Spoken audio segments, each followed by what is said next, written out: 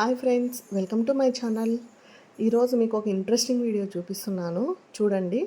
మేము శ్రీ నెమలిగుండ్ల రంగస్వామి గుండంకి వెళ్ళి తిరిగి వస్తుండగా మాకైతే దారిలో ఒక 4 చింత చెట్లు అయితే కనిపించాయి.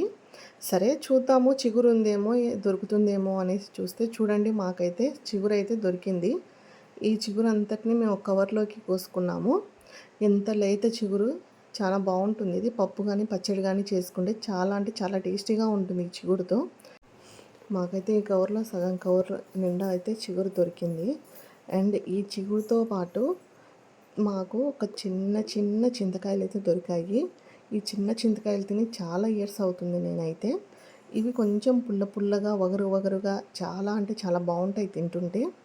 చూడండి, మా వాడికి ఇస్తాను. మా వాడైతే ఎంత బాగా తింటున్నాడో. ఈ వీడియో ఇంకా మీకు నచ్చినట్లయితే please like, share and subscribe my channel. Thank you for watching.